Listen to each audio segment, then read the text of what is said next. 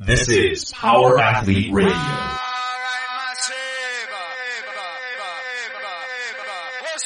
With your hosts, Denny K, Professor Booty, and the Luke Summers. And now, toes forward, hips locked, shoulders set, and retract those scapulars. It's time for some knowledge bombs.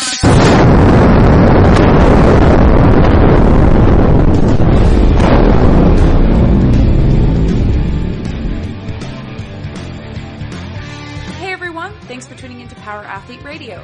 This week, we welcome athlete, author, and Catalyst athletics coach Greg Everett. This well-known figure in the world of strength and conditioning believes that Olympic weightlifting has changed dramatically, both to the benefit of the popularity, but to the detriment of old-school ethics. As someone who evolved into the sport well before social media, Greg waxes nostalgic on his past experience of embracing weightlifting as a lifestyle instead of an accessory. From the garage of Mike Bergener to his own beautiful facility, Greg talks about how he has changed with the sport to make opportunities for himself. Although not every aspect of the business is pleasurable, he is steadfast in his training principles and unapologetically opinionated. Discover why he thinks so many athletes get caught up in the trap of training like most elite athletes in the world, and why it's not only suboptimal, it can also be counterproductive. John and Greg catch up on all things Olympic weightlifting and unravel the mysteries of the internet in an hour's time. This is episode 127.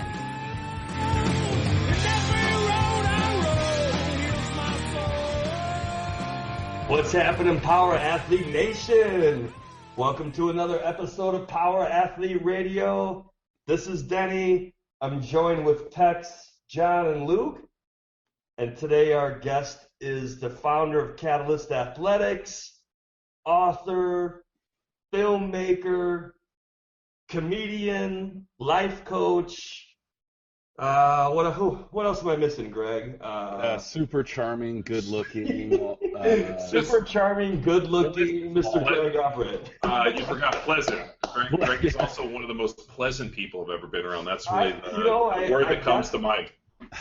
I got that feeling right away when we were talking off air. I mean, this guy has got to be one of the most pleasant individuals. Yeah. Greg and I are on like this ongoing text message chain of information, and about once, like pretty funny. Whenever it comes through, Greg usually has something that I have to put the phone down and laugh. So also one of the funnier people I know. So that's a compliment coming from you. No, it is. I mean, we have. How long would you say that text message chain we've been on? It's probably about 4 years we've been going on now. Yeah, it's got to be easily. Yeah. There's just so much material. There's never an absence of funny shit going on in the world of training and strength conditioning and writing and the internet. According to the show template, we're just going to open that text message, scroll to the beginning, and you guys are going to read them off and then describe every picture. Yeah, there's no question of the entertainment value, but that might prove to be a bad idea. Yeah, it's. Why, you guys talk shit on me? It's usually like a picture or something like screen captured. And then, that's all that'll come through. And then, 10 minutes later, it'll just be like, what the fuck did I just read? What the fuck, you know? Just a barrage of incredibly insightful commentary. Well, there's a lot of stuff to laugh about, in this, day in the internet where you can pretty much fabricate whoever you want to be and you can cultivate any image you want, regardless of whether it's true or not. You just basically have whatever, as long as the URL is available. And you can go through and pick out these kind of esoteric, innocuous kind of words that kind of relate to different things, especially in Olympic weightlifting. You too can be a Olympic weightlifting superhero.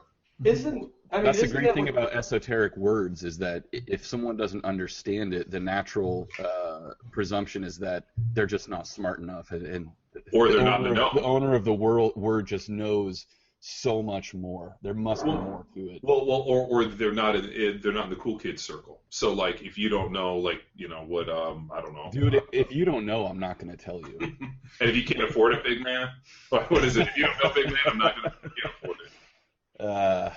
Yes.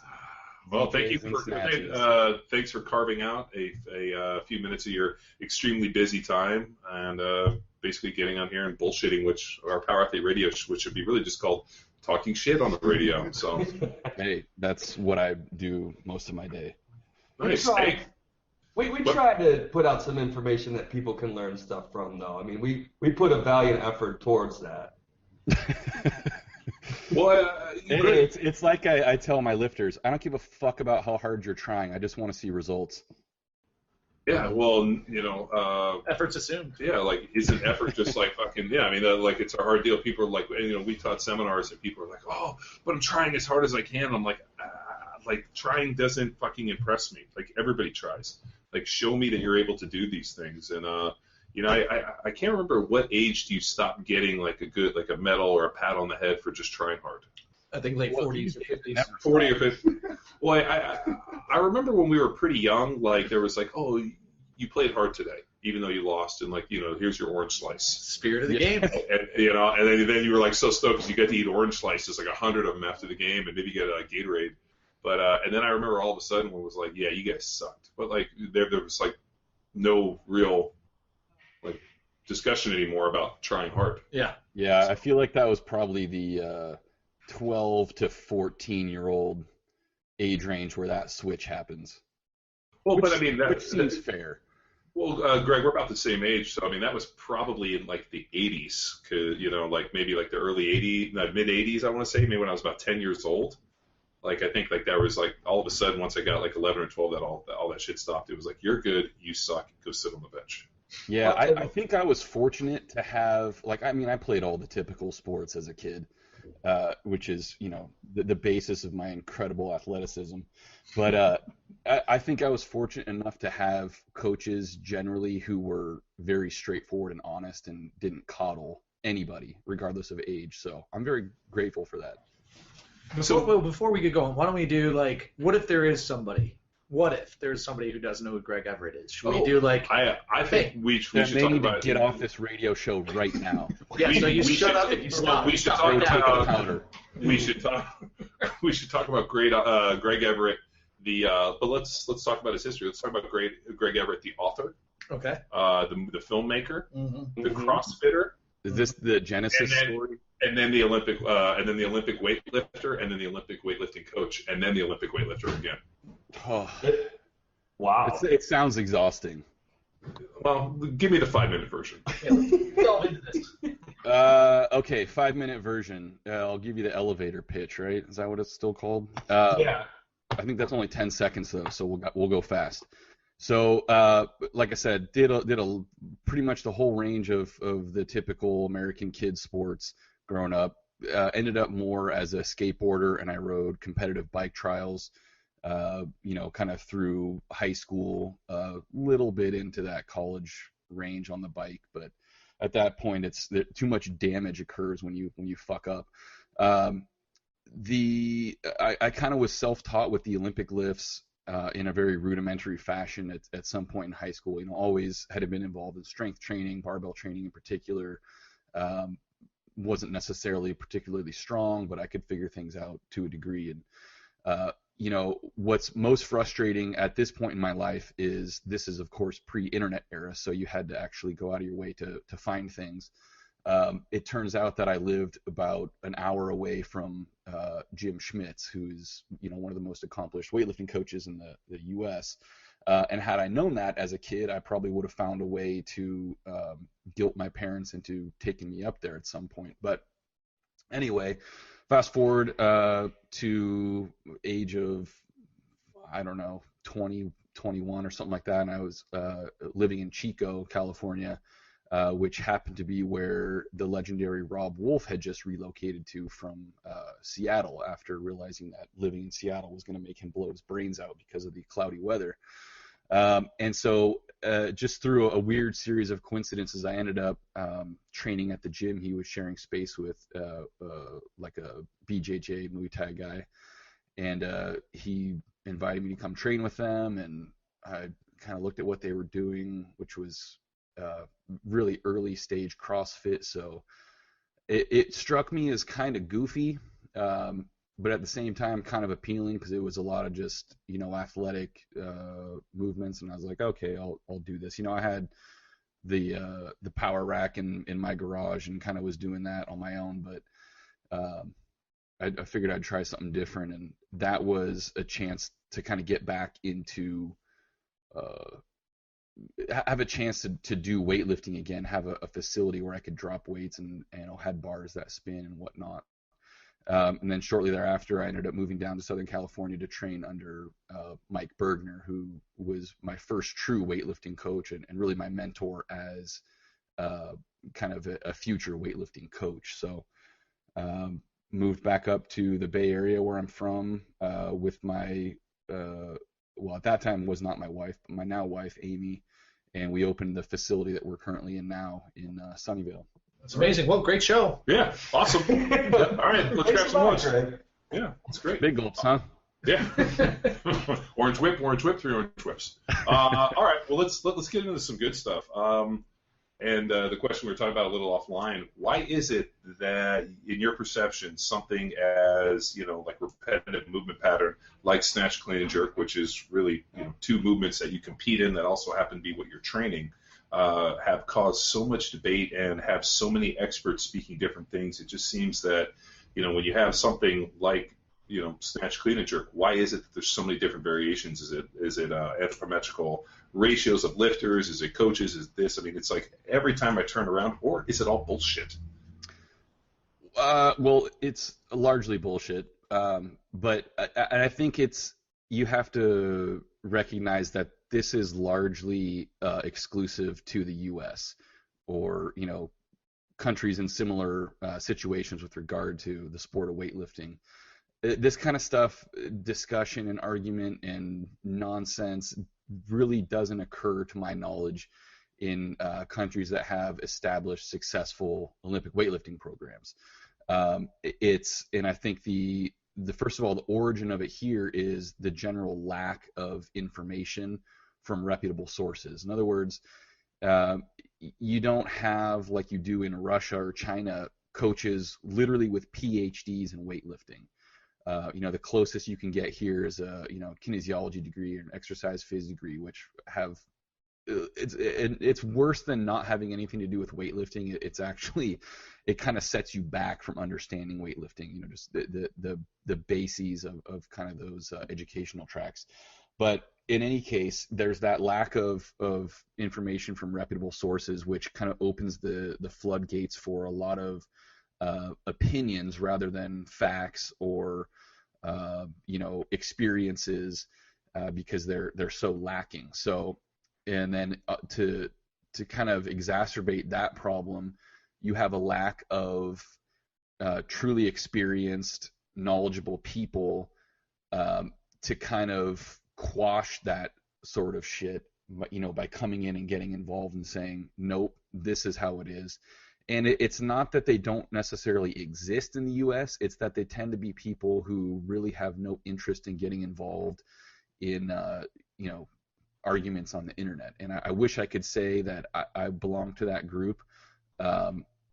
As much as possible, I try to stay out of it. But of course, if you spend more than 5 minutes a day on the internet, which I have to do because that's kind of where my business resides most of the time, you're going to get sucked into that stuff from time to time. But so I think it's that combination of lack of information and then a lack of kind of the authority of genuine experts kind of keeping it under control. Sorry, Greg. Well, yeah, we struggle with the same type of shit, and I don't think it's lack of information. It's too much fucking information, too much static, and an uninformed consumer base just looking up to the fucking sky and saying, okay, which star do I follow?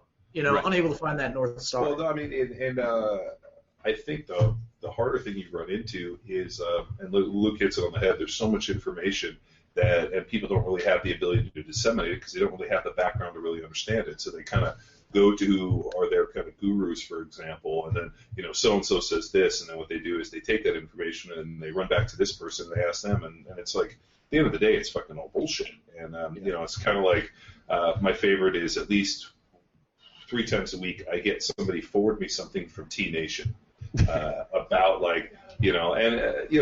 little they know that T Nation is a supplement company, and their whole goal is to get you to come to their site and stay on their site long enough that actually read the article where they push the supplements at the end, and then you get to buy the supplements. Right. So all of that is just clickbait to get you to buy supplements.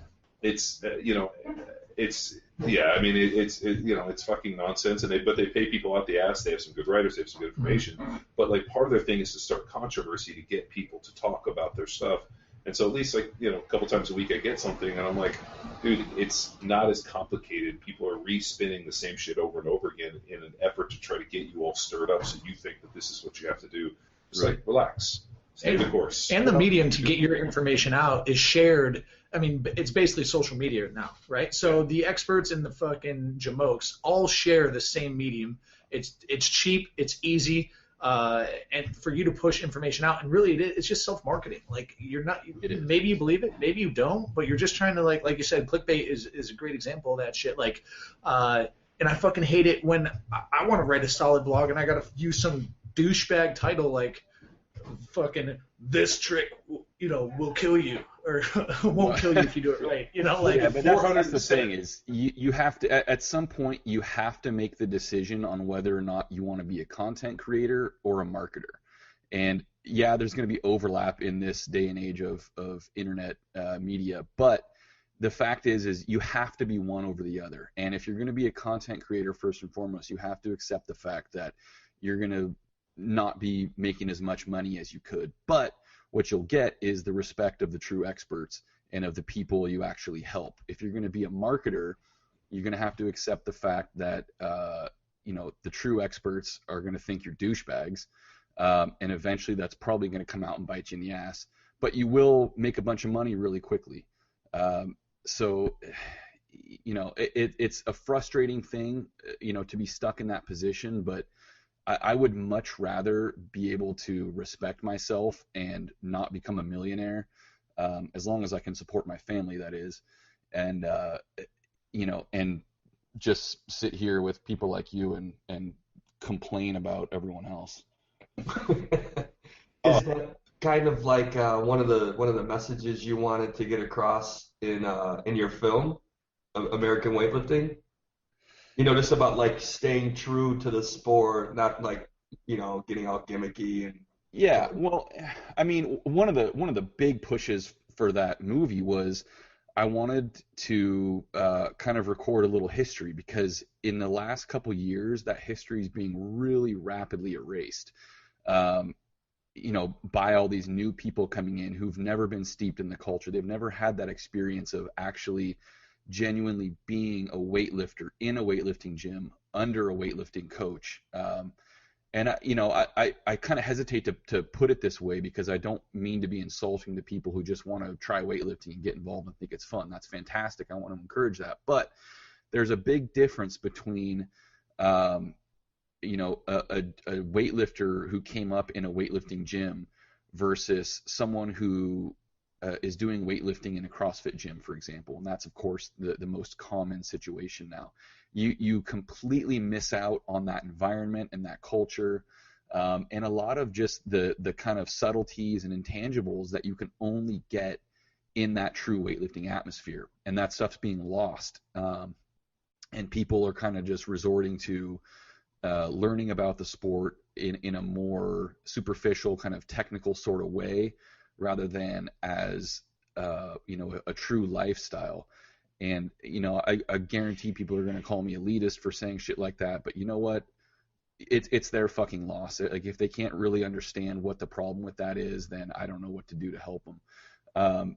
And so I wanted to really recognize these American coaches who, by and large, are unknown. Which is unfortunate, because the things they've accomplished are huge. We talked before the show started about Jim Schmitz. I think he's coached 10 Olympians.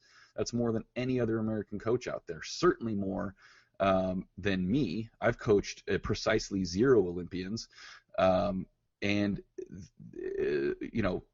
countless world championship level lifters, national champions, American record holders. And all these coaches I included in that movie were included for very good reasons. They have made really significant contributions to the sport of weightlifting in the U.S. and arguably internationally to some extent.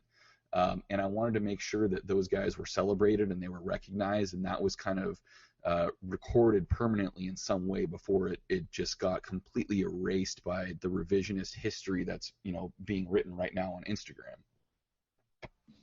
No, you know what? It reminds me of, or when you were saying that, I was thinking about when I went to like a strength symposium a couple years ago, and they brought in Tommy Kono to speak, and he was talking about like in the 50s or something about how he hitchhiked to get to wherever the Olympics were that year, and then competes, wins a medal, and then hitchhikes back home.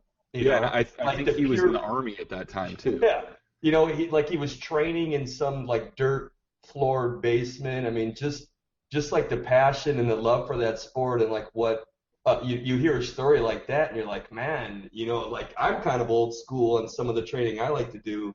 And I'm glad you put out that movie, and I can appreciate hearing stories like that from somebody like him, and so I can kind of like have some of that history to to the sport of weightlifting. Yeah, it's really sad. It's really frustrating to kind of see,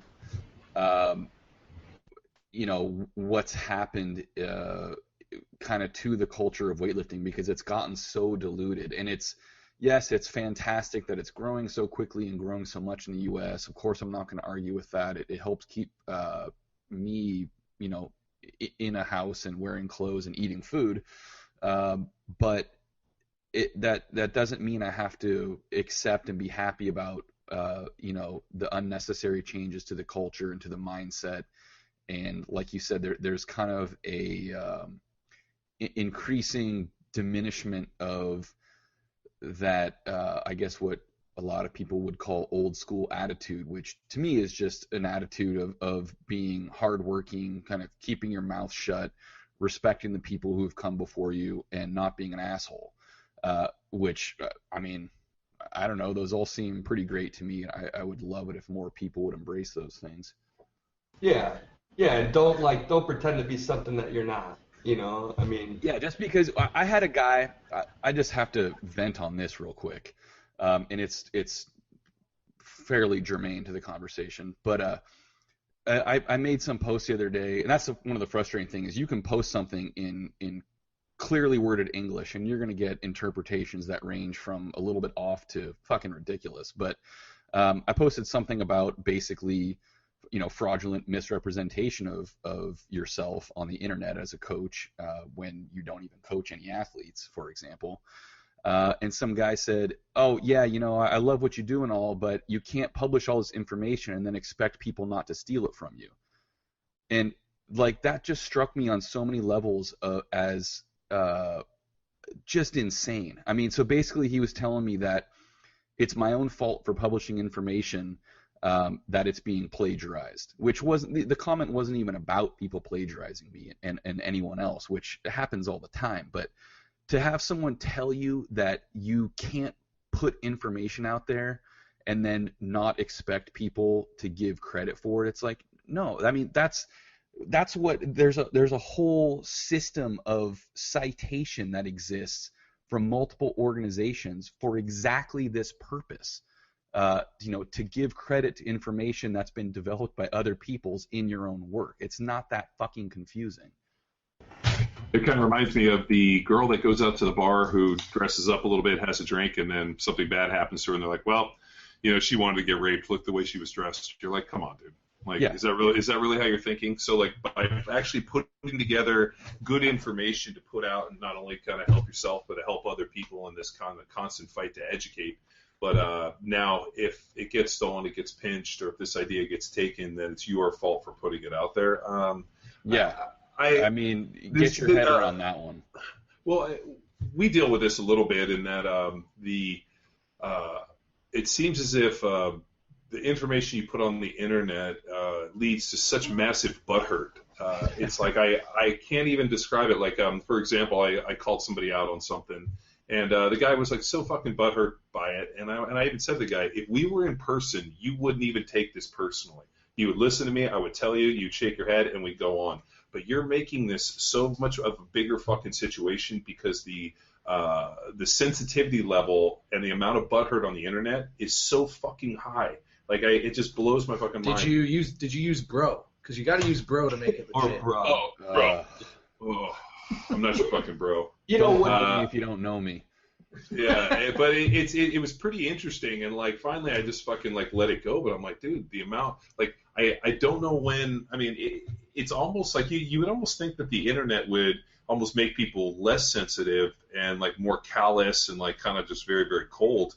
But no, I believe the internet allows people to voice their inner sensitivity with this like cocoon and this shield of not getting fucking kicked in the balls or punched in the face. It amplifies that's what it is the social mediums have basically just proven what a lot of us suspected for years, that people by and large are just obnoxious fucking assholes. And the only reason they don't act like that in real life is because they don't want to be picking up their teeth off the ground. Which is a sad comment on the state of the fucking world, but I'm also really cynical curmudgeon. Yeah, I mean, they were fun. So, Greg, I want to go back to something maybe we can get some context. One thing that, John arms all of us when we go out on our seminars. I mean, we get the same fucking pushback. If there is going to be pushback, there's only like a handful of things that we get popped on. And we talk about using O-lifts and like, hey, we're not coaching O-lifters, and Oh, you're talking about like how we like, because we only teach the power movements. Yeah, and so like, and every once in a while somebody bitches. every once in a while somebody stands up and they're like, hey, I'm a weightlifter, and this isn't how my coach taught me. Yeah. And then we always like back them down. Whoa, listen. There's golfers, and then there's golfers, and this is one of John's things. No, you fucked it up. So Fred Tedeschi, who is our strength, or who is our head trainer at Cal, was also the trainer at the Chicago Bulls, and he was like with Jordan and all those guys. Oh, you've never heard of him? No. Is Chicago a big sports city? Yeah, they do mostly. Yeah. What do they call it? What are you sweeping the ice? Sweeping the ice. If I could, the Cubs are going to win the World 5 Series minutes too. with Phil Jackson and Mike Ditka, I'd be pretty fucking psyched. So Fred was the head trainer, and we had to go play in this charity golf thing, and like fucking Fred goes out there, and he's like a scratch golfer, and like we're out there just fucking hacking it up, and I see him playing. I was like, Fred, I didn't know you were so good, and he kind of looked at me and he said, there's two types of people in this world. There's golfers and there's people that play golf. I'm a golfer. And it was the most arrogant thing I've ever fucking heard, but I've extrapolated like there's two types of people in this world. There's Olympic weightlifters and there's people that Olympic weightlift. Absolutely. And very few people are Olympic weightlifters. So to wind it back, thanks John for putting me in my place. So how and we were talking about it a few minutes ago. How would you compare and contrast, for lack of a better term, the life cycle of a weightlifter, someone who's brought up grassroots, to people who Olympic weightlift and are almost uninformed or delusional about their status, much like there's golfers and there are those who play golf? Well, I mean, the big thing with weightlifting is that it is a relatively obscure, small sport in this country at least. But typically what I would suggest is that a weightlifter is going to come up from a young age where they are fairly impressionable, and even if they're obstinate little shits like most people at that age are, they are at least receptive to the idea, the possibility that they don't know everything, and they are working with a coach who they respect. Doesn't mean they never argue with him and they never have any friction with him, but they respect first and foremost, that they will listen to, that they will, genuinely believe in what that coach is having them do, and they will follow it to the letter, and they develop this sense of commitment to not only this physical activity but to the lifestyle that surrounds it. In other words, it's just like the golfer story that John corrected for you. being a weightlifter requires literally constructing your life around the sport of weightlifting. In other words, your training and your restoration is the priority in your life. That doesn't mean you don't have other things going on, but it means you make those other things work around weightlifting rather than trying to fit weightlifting around other things. You're not going out on Friday, Saturday night, or Wednesday, Thursday, Monday, Tuesday night. You're not going hiking with your buddies on Sunday because it's sunny out. You're at home, doing contrast or, getting massage or whatever else is going on. Anything that supports that training. Someone who does weightlifting, and I just will preface this by saying there's nothing wrong with this. You're not a bad person. You just have different goals and priorities. Someone who just does weightlifting is the opposite, where they're going to fit weightlifting in where it's convenient for them. They're going to kind of do it as long as it's convenient and it's enjoyable and it's entertaining to them. And for a lot of people, that's a really brief period of time, or it's a longer period of time because the frequency with which they do it is so low. The guys who will do a snatch workout once a month or so, and then, email me and wonder why they're not getting any better. Whereas the weightlifter, it's you live it. That's what matters to you most. And again, that's kind of what's missing from this new kind of internet breed of experts, is that they've never had that experience. They've kind of been looking in through the window and picking up pieces here and there and trying to reassemble them into the whole, and they're missing too much of the glue that kind of holds that stuff together. And I mean, if that's not an incredible metaphor for you, I don't know. I can't do any better. Would you say then at the end of that life cycle, and this is also maybe something else to do? But I mean, okay. That lifestyle comment reminds me of a big point that I missed, and that is, it goes back to kind of the idea of craftsmen of all kind. Whether it's a carpenter or whatever. The best craftsmen in the world have always learned from the master craftsmen that they apprenticed under. In other words, they had a mentor that they worked under, genuinely worked under, not sent a few emails to asking like, okay, well, how do I make a dub joint? Whatever the case is. And so they really lived that lifestyle, and they saw how it worked by someone who, truly knew what they were doing and was truly 100% immersed in it. And then they themselves were immersed in that life. And that's how that stuff gets passed on, coach to coach and, coach to athlete. And then typically what you're going to see is, a true weightlifter is going to remain involved in the sport indefinitely, whether they become coaches or, officials, or in some way they're going to remain involved in the sport rather than having this kind of passing interest for a year or two and then move on to the next thing. That was kind of what I was going to get to. It's like, I guess as you immerse yourself in that lifestyle, you will gravitate towards a mentor who will proverbially pass a torch and almost anchor you into that lifestyle. Well, it really goes with any type of like successful mastery of sport. I mean, you look at like the best people in the world. I mean, they just don't do it on occasion. They do it every day. It's all they do. If you want to run in the Olympics, you go to the track 7 days a week, and everything you're doing is go into that goal. I mean, same stuff for us. I mean, with my previous life, I mean, everything that I did, I mean, it was such a weird thing when I retired, when I fucking probably never told anybody this, but like I ended up getting injured, and like I came home, had surgery, and I remember like when I made the decision to retire, I just kind of like laid in bed. I'd always get up at like pretty early and go train. I just kind of laid in bed till like 10 or 11 and slept in, and I was like, what am I going to do today? And I was like, nothing. There's nothing I have to do, because for my entire life, every single thing that I did in my life was moving towards a singular goal of athletic performance. It was every meal, it was every site, everything. It literally it drives you in every way, and then all of a sudden it ends.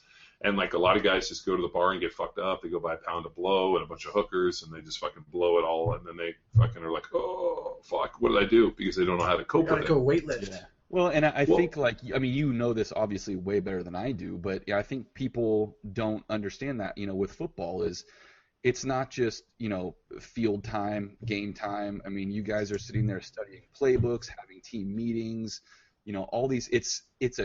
Your whole life is consumed by that stuff. It's not just showing up on Thursday and Sunday to have a game and then you go home and fuck around the rest of the week. No, I mean it's a full-time commitment, and like you live it. I remember one of the greatest moments of my life was all of a sudden after you the playoff ends, and you either lose, you win that last game, and they call you in on Monday for that final meeting, and they have like the exit meeting, and I always remember the coach was like, "You guys have been pretty regimented, like don't go crazy. I'm gonna let you guys go, but like I don't want to see anybody doing burnouts out of the parking lot. I don't need a helicopter flying over for fucking pickups to take you to just like ease it in." And literally, dude, they'd be like, "You guys are free," and you would watch grown men sprint out of the building like fucking Starsky and Hutch over the hood into their car going sideways, just like. And I'm like, "Where are you guys going? Home? I just want to get there as fast as I can." And it's like, something that is always been like the thing I always loved about Olympic weightlifting is playing football, and I we always used it, and part of the reason, and we'll get into it a little bit later, but Luke alluded to it, like we teach the power movements at our seminar because I don't necessarily believe that I should have to be able to teach the full variances of the lift for people that are using it for athletic training. But the thing that I always really enjoy, especially about Olympic weightlifting, and this goes back, my strength coach in college was a guy named Todd Rice, and Todd had gone over to the Eastern Bloc, had been to Russia and all over in Bulgaria, and had actually gone over and apprenticed under some of those coaches and brought us back all these VHS tapes of all these guys kind of training. And the thing that always blew me away, and the way that I know I'm actually watching actual Olympic weightlifters training in a facility for Olympic weightlifters, is as each person is lifting, everybody is sitting around like with the same fucking distraught look on their face, where it looks like somebody has fucking removed my soul, I'm completely fucking destroyed, and they're just usually sitting on like a bench with their forearms on their knees, just kind of staring like at the person, and like they celebrate with like the wins and the losses. And like the coolest part about these videos that Rice brought us back is, I mean, these dudes were like literally sitting in the back in like a squatted position, smoking cigarettes, like laughing and joking, and then the guy would get up and he'd put it out with his Olympic shoe, go over, and the guy would be wearing like no shirt, no socks, no underwear, just like a pair of sweatpants and Ollie shoes, and the dude would come in and like snatch like 170 kilos like it's nothing, and it was like seeing those training halls and just seeing everybody training at the same time, going around, and like because they live and they train with these guys in such a intense manner, it's like they live and die with each and every lift. And I think like that's how you can, whenever I'm watching anything or any clip on the internet, I can always tell whether or not it's like real Olympic lifting or this like made for TV version of Olympic lifting that we get to see so much on Instagram and the internet. And it's always like how big the group is, the look on people's faces, what's on the bar, the amount of fucking chalk on the floor. I mean, just like the sweat on people. And it's just like you get to see a little bit of that. So that's always cool for me. Yeah, I mean, I have by far one of the nicest weightlifting facilities in the country. I mean, easily. And honestly, I mean, daily, I kind of wish, like, man, I kind of would love to close this place down and go back to training in a garage like I did at Mike Bergner's house. Because to me, that really encapsulated everything that weightlifting is truly about to me, and which is the facility didn't really matter. The equipment didn't matter so much. As long as you had enough weights, you had a bar that spun reasonably well, and you had a relatively flat surface to lift on, you were fine. What mattered was how much you loved it, how much you were willing to put yourself through to make, tiny amounts of measurable progress over long periods of time with no one watching.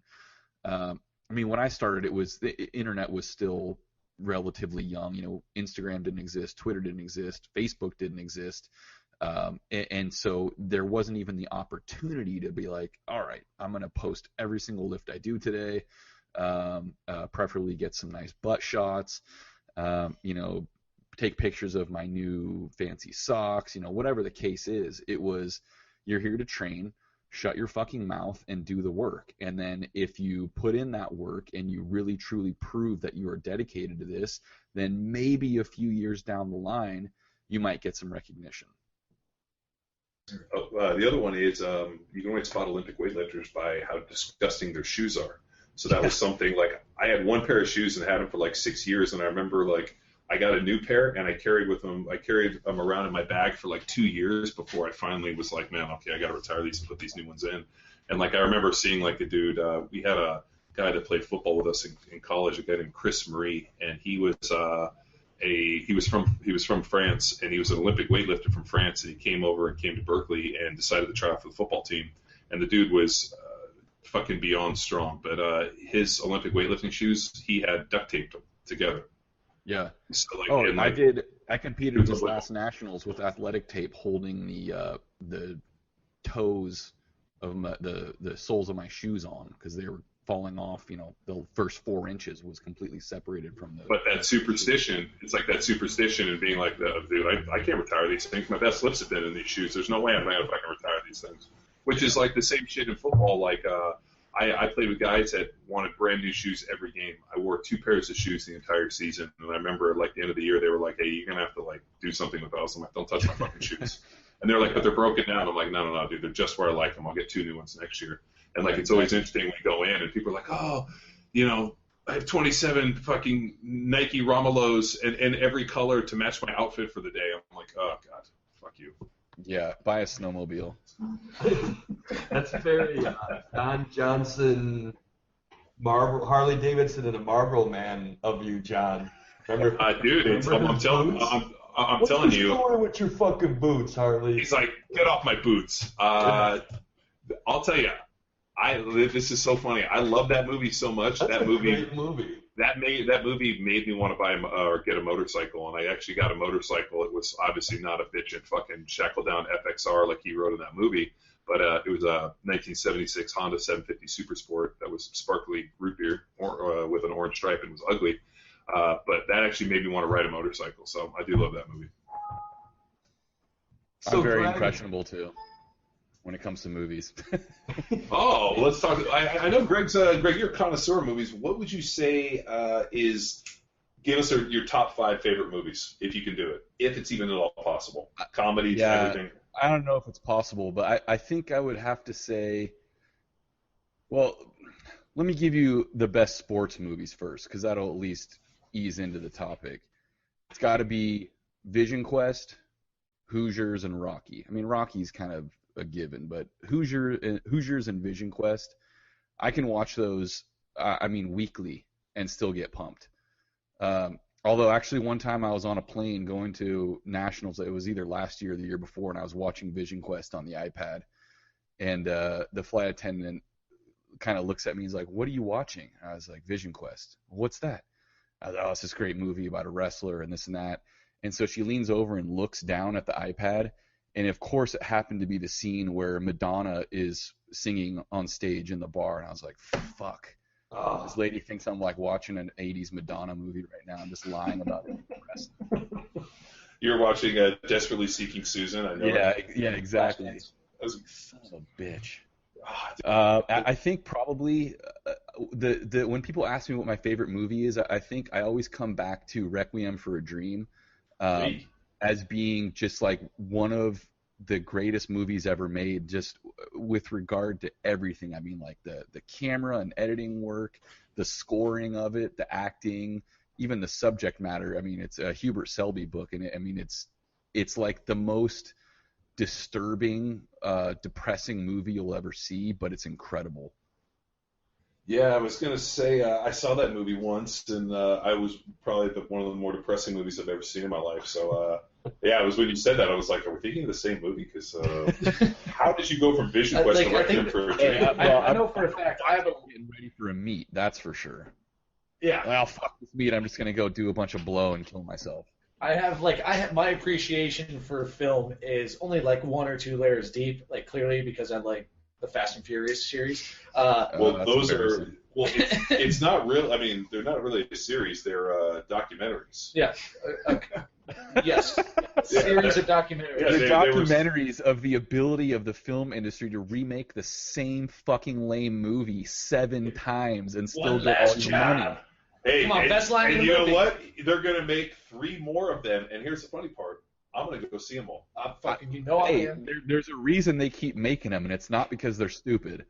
and then the best is the last one we saw. We're like, oh my God, they flew what was it? They parachuted those cars on the road, and we're like, oh my god! So we asked Andy stuff about it. And he's like, no, it's impossible. Yeah, Andy was on our last podcast, and he's well versed in that type of shit. And we're like, what are the odds you could parachute 7 cars onto the same route and they all land in the same spot? And he's like, you guys are retarded. Like, I find it odd that you guys actually had to consult an expert on that. Well, I'm still to questioning confirm its veracity.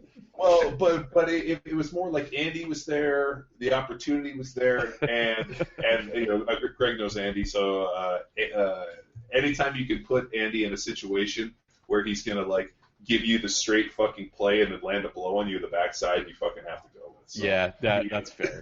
So it was good. All right. So my other question about using the Olympic movements for sport specific training, because I mean there's 2 types of people, like we said. There's obviously weightlifters and there's people that like to Olympic weightlift.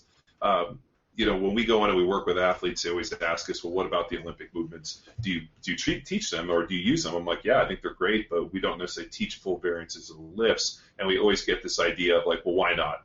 And I'm like, well, we squat twice a week, we pull heavy, we pull dynamic, and the way I look at the Olympic movements is it's a form of dynamic pulling. With as much squatting as we're doing, I don't need to do more because it takes away from the time that I get to work on all the other stuff. And well, that's exactly it right there. That's the key. And if your goal is snatch, clean, and jerk, and and that's all I want to do, then you know what? Then there's a definite mode for that. But if your goal is to increase athletic performance, then you know what? And you have a task, task specific, like, hey, I need to make you ready for play football or do anything else. Like there's just there's so much to work on. I mean, it's almost like this idea of like reverse engineering, where you look at the demands of the game, and then you look at the individual, and you assess them, and then you figure out what's missing to get you where you have to go, and then we have to work on all this stuff. And if we focus on snatch, clean, and jerk exclusively, which is bilateral hip hinging and this kind of repetitive movement pattern in a sport that always has you on one leg, and you can go through all these different stuff. But at the end of the day, I'm like, just fucking trust me. Just fucking trust me, dude. Just trust me. And I think people envision this utopia of like 16-year-old kids who just acquire Olympic weightlifting and make the lift super effective and potent training stimulus in a week. Like, you just, from coaching firsthand, people just don't have no appreciation for being in a 2,000 square foot facility with 30 high school kids and fucking 8 barbells, and already it's a fucking recipe for disaster. You're outnumbered 30-1, and it's just like, if we can just get them to jump with a barbell, make the pull dynamic, we're starting to breed a little bit of success with the time that we have. Yeah, I mean, we for us, I remember with I can remember the exact story Luke's talking about, like going in and just being like, hey, I'm going to teach you how to vertical jump with weight in your hand. It's called Olympic lifting. Mm-hmm. And they were trying to, I'm like, let's just, let's fucking pretend that we're not, in fucking Bulgaria and Russia, and I got a gun to your head that I'm going to fucking blow your brains out if you don't get this next lift. Let's fucking be realistic about what we're doing. And I think the big thing, and I'm sure you run into this more than anybody, is people, one, aren't realistic about what they are, who they can do, and how it all fits. I mean, I'm sure you've seen some really gifted Olympic weightlifters, and when you do some basic testing, the guy's got a fucking 40-inch standing vertical, and you're like, you know what, that guy can pull the shit out of the bar, he's pretty explosive, and then you test somebody else that has an 18-inch standing vertical, and you're like, we're going to be able to make some incremental improvement, but I don't really ever see you getting a chance to go to the Olympics. Have you ever considered jogging? I mean, because that's that's something that is pretty, kind of blows my mind a little bit in Olympic weightlifting circles, where there's, in the NFL, or more importantly in football, if you're not 6'5" and pretty big and strong and fast, there's a good chance you're probably not going to be able to get a chance to go play offensive line in the NFL. Sorry, Tex. Yeah, if you fucking run a 4.3, 4.4, as fast as you can, rotate your upper body to catch a fucking football from a 50-yard dude throwing a bomb, there's a good chance you're not going to be playing receiver. And I think enough people realize that, unless my dad or my brother or somebody in my lineage was able to do this, and I have a pretty good chance to be able to do this, I probably should give it. Whereas it seems like Olympic weightlifting, people are I'm going to go pick this thing up, and if I do this for a couple weeks, I'll be able to go compete in the fucking Olympics. Here's a perfect story to illustrate this point. This was probably 5 years ago. We had a woman come in who must have been mid-50s, considerably overweight, totally immobile, 100% unathletic, and I think she was coming in for just some fitness stuff, right? And she said, I went on YouTube last night and I watched some videos of Olympic weightlifting, and I don't see why I couldn't go to the Olympics in that. Dead serious. And it's like, how do you even respond to that level of ignorance? Laughter?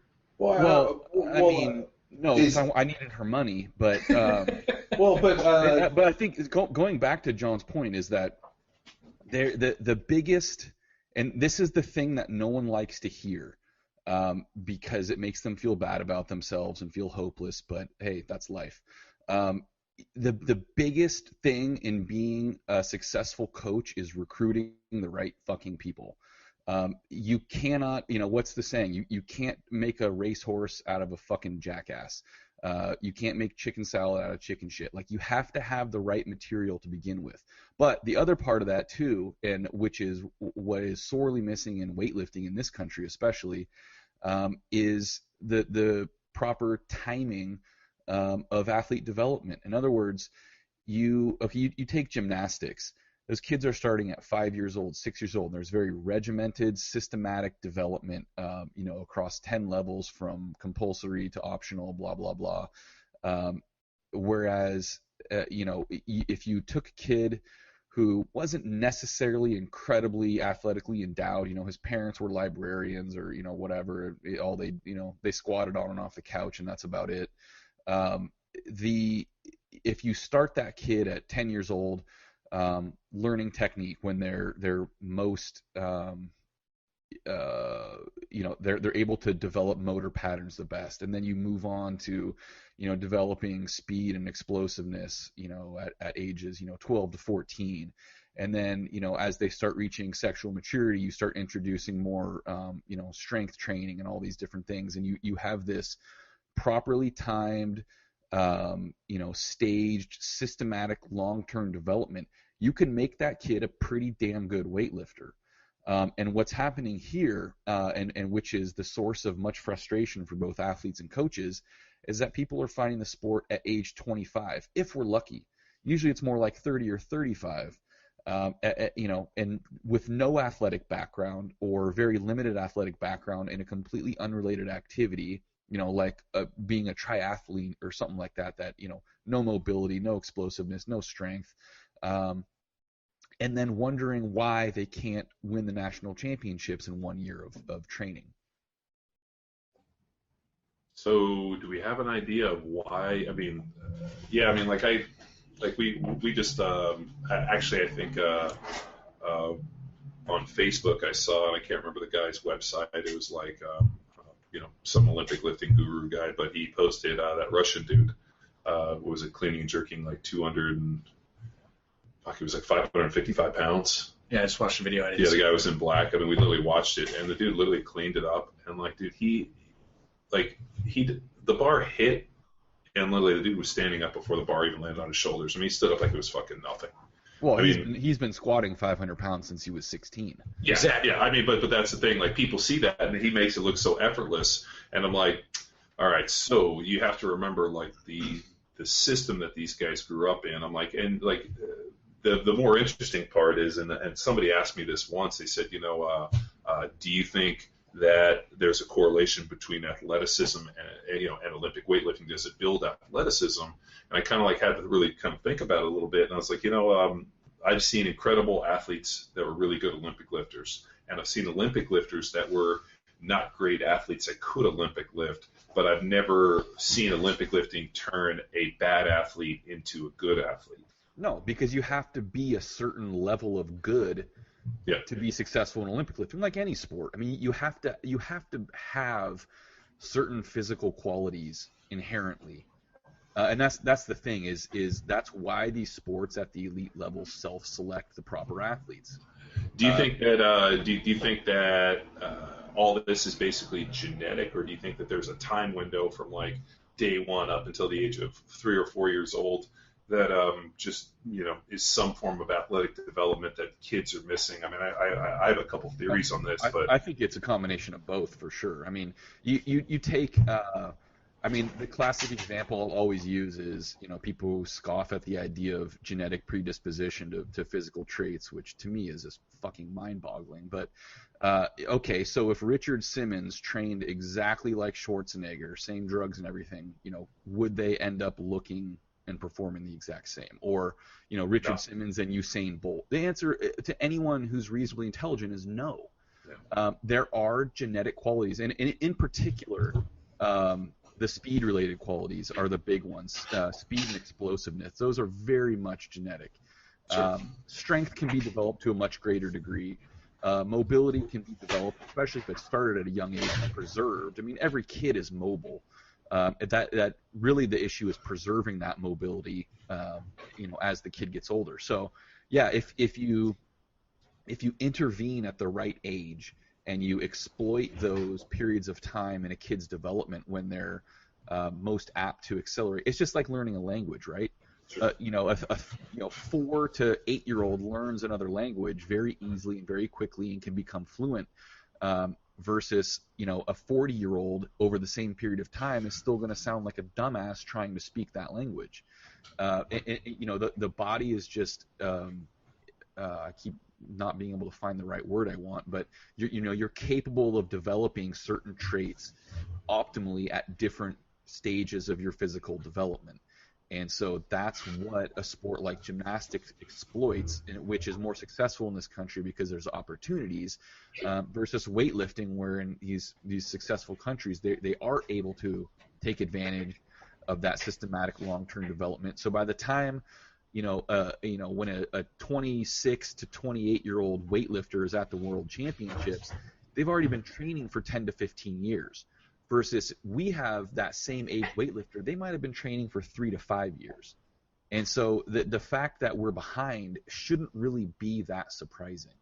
So do you think that the I guess surge of popularity long term will help or will create the opportunity to start developing kids? Not this generation. What it's going to do is all these fucking Johnny-come-lately kind of Olympic weightlifters that Greg caters to, these guys that's like 40 years old that want to be an Olympic weightlifter, these fuckers happen to have kids. That's what I'm saying. So now they're going to see their missed opportunity. And then we'll create that 10 to 12 phase. Yeah.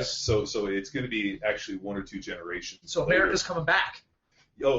I've said this, and Greg, you might scoff at this, but I fucking firmly believe, and we've said this at seminar after seminar, that all of a sudden, like 20 years from now, we're going to have a whole fucking resurgence in the Olympics, or all these like fucking high dominant athletes in all these kind of obscure sports, and people are going to be like, wow, how did you get in this? Like, my mom and dad went to this gym, and they fucking kind of put me in the corner, and I got up kind of doing this stuff, and I just kind of grew into it. I was kind of raised in this environment, and it's kind of, I'm glad that it's happening in that way, because it's exactly what happens. And people always ask me, well, how come all these NFL players have NFL kids that play in the NFL?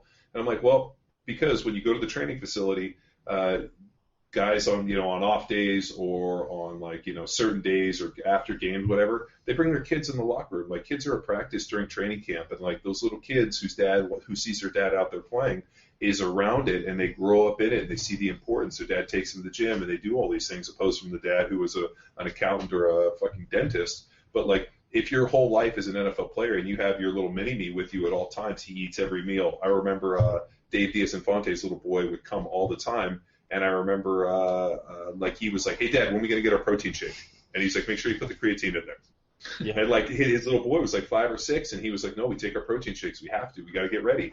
And, his whole mindset was, moving that. And then all of a sudden, these kids grow up, and they've been indoctrinated into it. They've been, exposed to it for so many years that it just becomes second nature. And this is what we do. Whereas, for a lot of people, and especially now with the, now there's fucking 10 to 12, 13,000 CrossFit gyms where people have barbells, bumpers, and all this. I mean, it's just giving it's creating places. And as I've gone and done more and more research on athletic development for kids, the one thing that is universally true is opportunity. If you provide opportunity to your kids to do something at a young age, they will exploit it. So my little girls, I have twin girls. They've been doing gymnastics since they were about 2.5 or 3, and my one daughter's pretty tall and lanky, not nearly as coordinated as my other daughter. My other daughter's in like the hyper group. They like basically separated them, and they're like, well, she has a chance. She should just be having fun here. And they literally separated them even before they were 4 years old. So now they're in 2 different classes. But for the 4th birthday, got on bicycles. So they've been on balance bikes, and so we're out there riding the bikes, and our neighbor kids come down, and he's the same age, the brother, and then he has a little brother who's like 2, and the little 2-year-old brother is so good on his fucking little scooter Razor. It's crazy how good the kid is. And I was like watching him tear it up the other day, and the mom's like, yeah, I don't know why he's so good. His brother wasn't as good. And I was like, well, when did you buy him a scooter? She's like, well, I got him for him when he was like 3. And I was like, is that his brother's scooter? She's like, yeah, that was the one that he grew out of. So we just had it around, and he just jumped on it. Yeah. And I was like, it's opportunity. You provided opportunity by just having the scooter there. And now the little brother sees his older brother doing it, and the kid's fucking tearing it up. Well, that's all it is. It's just opportunity. Yeah. Well, it's both. It's exposure first and opportunity second, and that's why we have great football players and great basketball players and great baseball players, is because you have from day one of a kid's life, they're exposed to these sports. That is what we do. When I was a kid, my dad watched baseball. He played baseball. He played hockey in college. He played all these different things. That's what we're familiar with. And then you're familiar with the sport. You have people that you look up to, these other athletes, coaches, whoever. But then you have opportunity to participate. Through club sports, through school sports. They're everywhere. It's hard not to play baseball or soccer or football. As a boy growing up in this country. With weightlifting, what we're now seeing is increased exposure. So like you said, this new generation of kids seeing their parents do it, their older siblings do it, but then increased opportunity too. There are more and more facilities now that have provide the opportunity to snatch and clean and jerk. And so you have to have both of those things to take this obscure, impoverished sport and make it something that's familiar but also viable. You have to be able to provide opportunities for kids to continue long term. There have to be potential college scholarship opportunities and all these things like that, because right now it is 100% a convenience sport. A kid may get into it in high school, but you know what? Their parents don't give a shit about weightlifting. Their parents want them to pay for their own college. So if they can get a football scholarship, not even being a particularly good football player, they're going to jump on that, and weightlifting is going to fall by the wayside, even if they could have been a tremendous weightlifter and only a mediocre football player, because that's the opportunities that are present. So, Greg, there was one of my teammates at the Chiefs, getting Boomer Grigsby, Boomer's he's probably close to 6 feet, probably about 225, 230 pounds. Ran like a 4.6 40. He had I think he was over like a 34-inch vert, but we were in the weight room lifting, and I watched him basically muscle clean 405 with metal plates, and he kind of did this like little bastard push press, and then brought it back down and set it back on the ground, and like looked over and was like, "Hey, was that okay? Was that pretty good clean?" And I remember like looking at him, and I was like, "Yeah, that was pretty good." I mean, literally like slight bend in the knee, just fucking horsed it up and like push pressed it. Yeah. And I like remember going back and like, Boomer, I think you would have won the American Open with that lift. Absolutely. I mean, there's a guy like that, and then he actually came to our seminar, and probably one of the fucking best moments of our life was we were teaching a seminar, and Boomer was like, just kind of out of the NFL, came in, and he wanted to like hang out a little bit, so he's at the seminar, and like all of a sudden we cut for break, and there's a set of rings, and he like kind of looks up at the rings, and he fucking jumps up on the rings and like proceeds to do this fucking ring routine, and like all the people in the gym just like stop, because like the rings are like this final level you've reached. The final level of athleticism. Well, it's Xanadu. Like, oh my god. He literally fucking busts out this ring routine, goes to like an iron cross and does like a backflip and fucking lands it. And like the people are like coming over and like hugging him with tears, and he's like, "What's going on?" And I was like, "Dude, I've never seen these before. These are kind of right." And he was like, and then somebody was like, "Dude, like where?" And he's like, yeah, my mom owned a gymnastics studio when I was a kid, and I used to go there to hit on the chicks, and I was a national level trampoline gymnast, and I used to fuck around on the rings a little bit, but then I got into playing football and, went and had a scholarship and played in the NFL. I mean, literally, dude, and I was like, Boomer, you could probably be pretty good at this CrossFit thing. He's like, yeah, those people are kind of weird. He's like, yeah, they wanted to hug me after I got up on the rings. I don't want any fucking part of that. But, I mean, case in point, here's a dude who, just had opportunity because his mom owned a gymnastics studio, got into weightlifting, I mean, all these other things. And, I mean, I even told him, like, Boomer, you ever thought about doing Olympic weightlifting? He's like, oh, not really. I'm like, because what you did there, that was pretty fucking impressive. And he's like, oh, all right, yeah, maybe. But, I mean, like, there's genetic freaks out there walking around. The problem is they're just not doing Olympic weightlifting. They're in the NFL. Yeah. I mean, dude, I tell the story about one of the guys I played with. I watched him fucking rep like 555 for I think it was a set of 8 on the bench. Like it was fucking nothing. It took like 4 seconds. He was like bam, bam, bam, and then and then he kind of stood up and he was like, huh. He's like, oh, I really haven't lifted weights in 6 months. I'm kind of surprised I was able to do that. And I was like, this motherfucker. I was like, just and that's where I think like the internet has no fucking concept of like the strength and size and athleticism of people, because there's no way for them, like they see it on TV and they get on there and they try to like relate themselves to it. And I'm like, dude, I played with guys that were so big and strong that like I firmly believe that they could have, like, you know, if you were driving your car, you might not win that fucking battle. And then like, you know, and then I played with these dudes and like they always ask me like, I'm like, dude, I was a smaller athletic guy. I was like a technique dude who was like fucking out there winning. And they were like, really? I'm like, yeah, I'm not fucking, and I think they think I'm fucking with them. But I'm like, you know, a lot of these, you know, and the internet has given rise to like, you know, just a whole bunch of people that just don't fucking know, because one, they never did it, they never trained anybody to do it, and they think they know about it, so all they need is a URL. And like at the end of the day, I'm like, dude, like the best, you know, your fucking secret squirrel program of unilateralness and all this other bullshit, it doesn't fucking matter, because you can take somebody and give them your program, train them, personally do it, monitor every macronutrient, do all these other things, and they won't get a sniff compared to the kid who's never fucking done this, who's at home eating Pop-Tarts and Cheetos, who just happens to fucking grow and stand there and all of a sudden fucking explode. I'm like, dude, there's just some severe discrepancies in terms of athletic ability and just like all in all ability to do these sports. Well, and I think like that's the hard part with this. Yeah, I mean, the related problem to that is the ability of people to go on the internet, watch these videos of these, you know, crazy athletic feats, and it was specific to weightlifting, these huge lifts or these kind of obscure lift variations. People get these ideas in their head like, well, hey, this guy clean and jerks 245, so if I want to clean and jerk 245, I need to train like he does. Not understanding the fact that that guy trains this way now, but he sure as shit didn't do it when he started 10 or 15 years ago. You know, and there is a very clear, you know, logical progression. And so these people with zero experience, zero foundation, and just general athletic ability are trying to train like elite weightlifters without building that foundation that even makes that possible. So, you know, irrespective of their genetic predisposition, they're completely jumping the gun and going at it totally backwards, and it's completely it's not even not going to work very well. It's actually counterproductive. It's holding them back from what they could potentially be doing.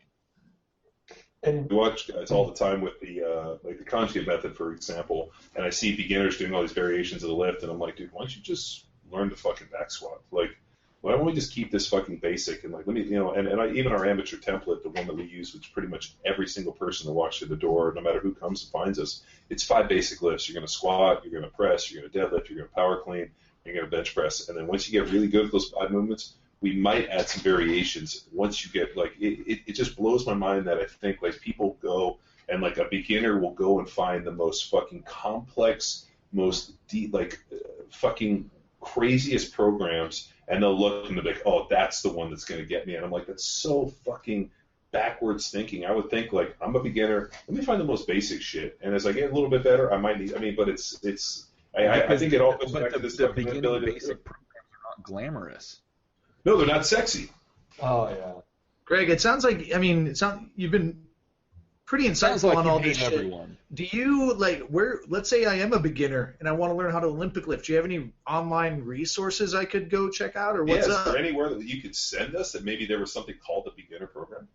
Man, I wish I knew of somewhere where you could get free, easily accessible information in enormous quantities on Olympic weightlifting. Almost like drinking out of a fire hose? Yeah. Somewhat less painful and potentially deadly. CatalystAthletics.com. We have tons of free articles, videos, all that kind of stuff.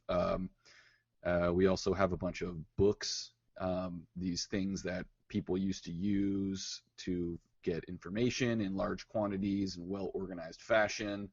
Actually, looking at your Olympic weightlifting book right on my desk right now. I'm looking at it. I'll have something to send you in a couple months to update that. But and that book is basically the most organized, start to finish, progressive teaching tool out there that I'm aware of, which is the whole purpose I created it in the first place, is because it was the tool that I desperately wanted as a misguided young man when I wanted to learn the lifts and didn't have access to a coach.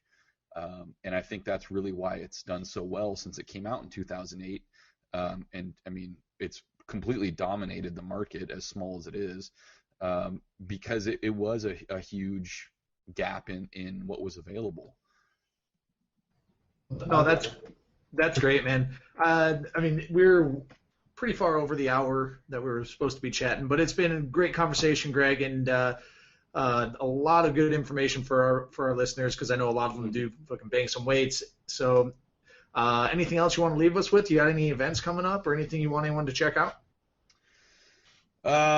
Well, we'll be posting our 2016 seminar and certification schedule here pretty soon. We do actually offer coaching certification now, and people who are NSCA and NASM and soon to be ACSM certified can get CEUs for that stuff. So you can check that out. We're always putting out new stuff. We got a couple big projects coming out soon that I'll remain vague about, but just keep going to CatalystAthletics.com every single day, and you won't miss anything important. Or just sign up for the newsletter, right? Yeah, you could do that too. Awesome. All right, Greg. Anybody got anything else for Greg? No, I think that's great. Thank you, Greg. I really appreciate you taking the time to rap with us. Yeah, thanks for having me on. Thanks a lot, Greg. All right, John, I'll talk to you in that text thread soon, I'm sure. See you, Diego. Thanks, bro. See you guys. All right. Bye. Now it's time for you to empower your performance. Find out more about Greg Everett and Catalyst Athletics by visiting the website, www.catalystathletics.com. There's a ton of knowledge available in the form of articles, publications for purchase, and seminar training. Don't forget to find Catalyst Athletics on Instagram and Facebook as well. Until next time, bye!